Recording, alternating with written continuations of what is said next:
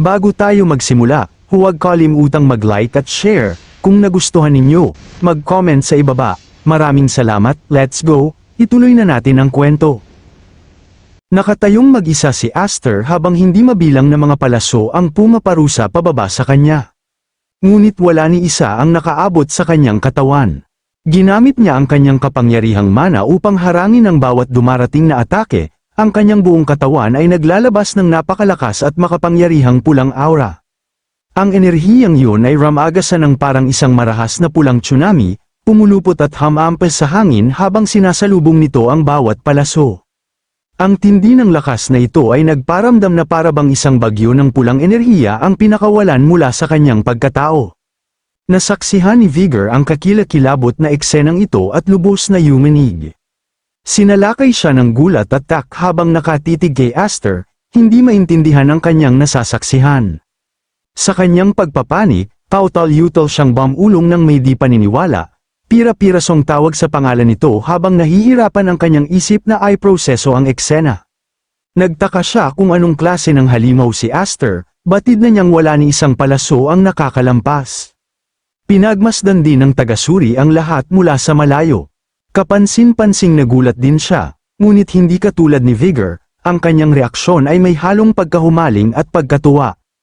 Sinuri niya ng mabuti ang kapangyarihan ni Aster at napagpasyahan na iniikot ni Aster ang kanyang pinakawalang mahika upang makalikha ng malakas na daloy ng hangin. Ang katumpakan at kontrol sa naturang pamamaraan ay labis siyang humanga, sa paningin ng tagasuri, para bang binalot ni Aster ang kanyang sarili ng isang rumaragasang bagyo, isang gumagalaw na harang ng purong puwersa. Unti-unting kumalma ang marahas na bagyo ng pulang enerhiya, nang hinaang umiikot na aura at dahan-daang naglaho. Ang mga nakapaligid na estudyante, na kanina ay nanunood ng may takot at paghanga, ay nanatiling tense, nag-alinlangan sila, hindi sigurado kung tunay nang nagtapos ang bagyo o kung may panibagong pag-surge na sisabog, nanatili ang isang mabigat na katahimikan habang maingat nilang pinagmamasdan ang nangyari. Nang lumipas ang alikabok, tinasa ng tagasuri ang sitwasyon. Maraming estudyanteng dapat ay namatay ay kahit papaano ay nakaligtas. Ipinagmalaki niya ang kinalabasan na ito. Taglay ang makapangyarihang presensya, kinilala niya ang kanilang kaligtasan at ang kanilang determinasyon. Napansin niyang mas maraming estudyante ang nakaligtas sa pagsubok kaysa sa inaasahan, ngunit tinanggap niya ang resulta, pinuri niya ang kanilang tapang at hinimok na lumingon sa mga nakabulag na katawan sa kanilang paligid. Ang mga nakatayo pa ay matagumpay na nakapasa sa unang eksaminasyon, nang walang ipahintulot na oras para makapagpahinga. Agad niyang inutusan silang sumunod sa kanya sa susunod na lugar ng eksaminasyon. Pagod na ang mga estudyante, naubos ang lakas mula sa walang awang pagbuhos ng mga palaso. Kabilang sa kanila, hirap na hinihingal si Vigor, nanginginig pa rin, nagreklamo siya tungkol sa brutal na paraan ng instruktor, tinawag pa itong halos demonyo. Naalala niya kung paano sila pinagplanuhan ng tuloy-tuloy na bala, parang walang tigil na ulan ng mga palaso, na nag-iwan sa kanyang pisikal at mental na pagod.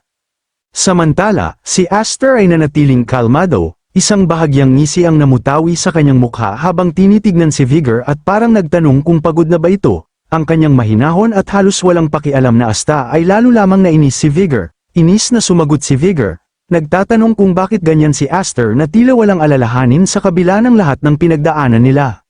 Samantala, mula sa itaas, patuloy na pinagmamasdan ng instruktor si Aster. Pinag-aralan niya ito ng may malaking interes. Binabanggit kung paano nagpakawala ng napakalaking dami ng mahika si Aster nang walang kahit kititing na senyales ng pagkapagod. Ang detalyeng ito ay labis siyang naintriga. Nakilala niya si Aster bilang isang mahalagang tao, tinukoy siyang Aster ng 7 Wings, sa dumaraming panabik, inasam niyang makita pa ang higit, lalo na ang klase ng laban na ipapakita ni Aster sa susunod na yugto. Sa gitna ng mga tao, nanatiling nakatuon ang tingin ni Gerayon kay Aster. Lumubha ang kanyang ekspresyon habang bumalik ang mga alaala. Naalala niya ang mga salitang sinabi ng kanyang ama bago ang eksaminasyong ito. Nilinaw ng kanyang ama na dapat pigilan ni Gerayon si Aster kahit ano pa man ang mangyari. Ito ay usapin na nakatali sa kinabukasan ng kanilang sambahayan, Elmheim. Bigat na bigat siya sa responsibilidad na iyon. Habang pinoproseso ni Gerayon ang lahat, namuo ang tensyon sa kanyang loob. Sinundan ito ng galit. Ang pagsaksi sa napakalakas na kapangyarihan ni Aster ay lalong nagpatindi ng kanyang pagkabigo. Napakapit ng mahigpit ang kanyang mga ngipin habang pinipigilan ang kanyang emosyon, lumalakas ang kanyang determinasyon sa bawat sandali. Sumapit ang susunod na araw, hudyat ng pagsisimula ng ikalawang bahagi ng eksaminasyon. Hinarap ng instruktor ang lahat ng estudyante at nag-anunsyo ng bagong patakaran. Upang matiyak ang patas na laban, gagamit ang lahat ng magkakaparehong espada.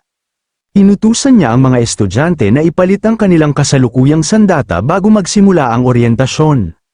Nagdulot ito ng kalituhan kay Vigor, nairita siya, nagtanong kung ano ang layunin ng naturang patakaran at inilarawan ito bilang nakakabagot.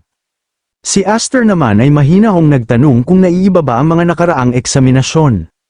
Ipinaliwanag ni Vigor na para sa mga tulad nilang panggitnang uri na kabalyero, pare-pareho lang naman ang mga espadang ginagamit nila, kaya hindi naman gaanong nagkakaiba. Gayunpaman, nag-isip siya na ang tunay na dahilan sa likod ng patakaran ay malamang na may kinalaman kay Aster. Ipinahiwatig niya na ang hindi pangkaraniwang espada ni Aster ay marahil tinitingnan ng may pag-iingat dahil sa kakaiba o potensyal na panganib nito. Pinakinggan ni Aster ng mabuti, hinahakot ang bawat detalye nang hindi gaanong nagpapakita ng reaksyon. Noong mga sandaling yun, lumapit si Gerayon mula sa likuran. Taglay ang kamposo ngunit bahagyang nang iinis na tono, tinawag niya si Aster bilang kanyang pinsan. Puna niya na tila may naamo na raw na tagasunod si Aster. Agad na nag-react si Vigor ng may galit at pagkalito, itinanggi ang paratang at hiniling na malaman kung sino ang tinutukoy ni Gerayon. Nasaktan ang kanyang pagmamalaki, bahagyang ngumiti lamang si Gerayon, na natiling kalmado ang kanyang kilos. Naalala niya ang pinagmula ni Vigor, kinilala siya bilang tagapagmana ng pamilya ni Baron Smites. Pagkatapos, taglay ang banayad ngunit matalas ng ngisi, yumuko siya at naghatid ng tahimik ngunit mapagbantang pahayag. Ipinahiwatig niya na ang isang katulad ni Vigor, isang ikaklaseng maharlika mula sa probinsya, ay magdurusa ng husto kung pipiliin itong makisama sa maling tao. Matapos ibigay ang babala, nagsimula ng lumakad si Gerayon, nag-iwan ng tensyonado na kapaligiran. Nayanig si Vigor sa naging pagtatagpo, lumunok siya ng may kaba, nawala ang dati niyang kumpiyansa, pinalitan ng takot. Sa desperadong pag-iwas sa gulo, nagmamadali niyang tinawag si Gerayon sa mas mahinang tono. Magalang niya itong tinawag na Batang Panginoong Gerayon, at agad na nilinaw na wala siyang kinalaman kay Aster. Sa pagmamasid sa ganitong eksena, hindi napigilan ni Aster na makabuo ng isang maliit at awkward na ngiti. Sa kanyang isip, alam niyang naging hindi komportable ang sitwasyon, maliwanag na nagbago ang paligid nila, naging pilit at hindi mapalagay, nagpapahiwatig ng mas malalalim na hidwaan na darating pa. Lumipat ang lahat ng kalahok sa susunod na lugar, kung saan sinimulang ipaliwanag ng instruktor ang mga patakaran para sa ikalawang eksaminasyon. Ang unang eksaminasyon ay isang labanang pang-atake at pang-depensa. Sa pagkakataong ito, hahatiin ang lahat sa tatlong pangkat at maglalaban upang sakupin ang mga kampo ng isa't isa sa loob ng isang kagubatan. Si Aster at ang iba pang estudyante ay nakinig ng mabuti sa mga patakaran, ngunit si Gerayon ay nakatayong hiwalay, pabirong nakangiti na parang plano na niya ang lahat upang talunin si Aster. Nagpatuloy ang instruktor, nagpaliwanag na ang pagtataas ng watawat ng isang pangkat sa plataporma ng isang kampo ay ituturing na pagsakop dito. Ang pangkat na makasakop ng dalawa o higit pang mga kampo pagsapit ng pagtunog ng kampana sa gabi ay idedeklarang panalo. Nilinaw din na ipinagbabawal ang pagsira sa watawat mismo, tulad ng pagsira o pagnakaw nito. Subalit, bukod doon, walang ibang pinagbabawal na aksyon. Ang mga espadang ipinamahagi sa mga estudyante ay mahalagang pahintulot na nagpapahintulot sa kanilang pumatay ng mga kalaban.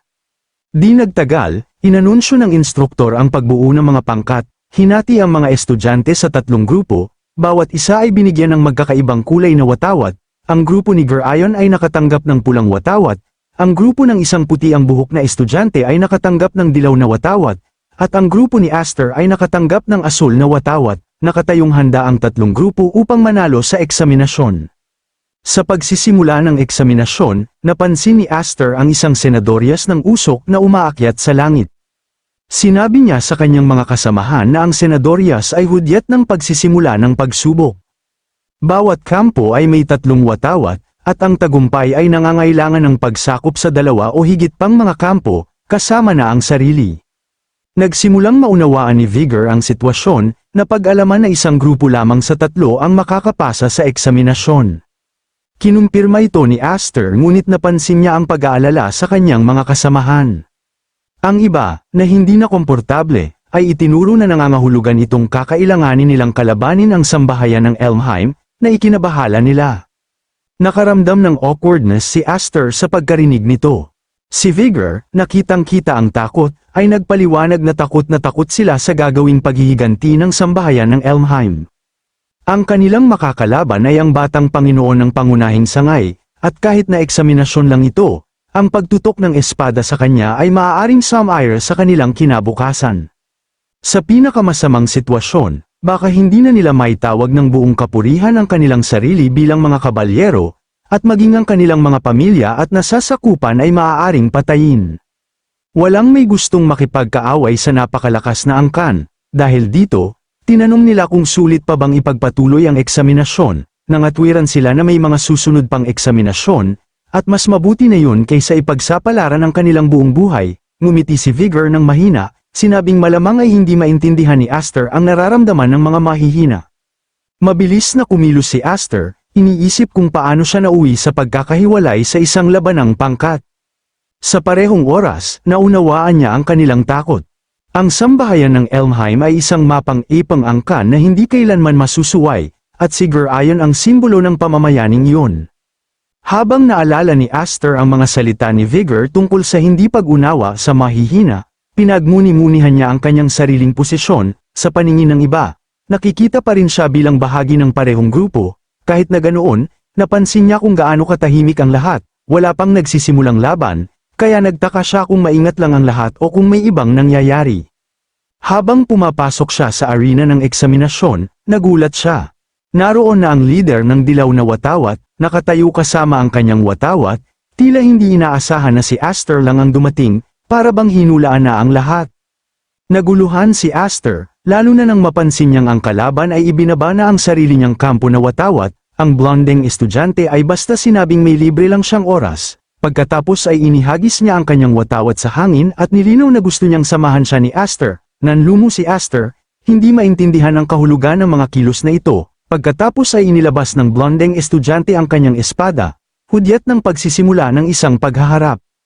Sa parehong oras, sa ibang bahagi ng kagubatan, nabuo ang isang nakakagulat na alyansa, ang pulang watawat na grupo ni Gerayon at ang dilaw na watawat na grupo ay nagsaanib puwersa, nagkamay sa isang layunin na talunin si Aster. Si Gerayon, taglay ang isang tiwala ng ngisi, ay naghanda upang ipakita ang tunay na estilo ng pakikipaglaban ng sambahayan ng Elmheim.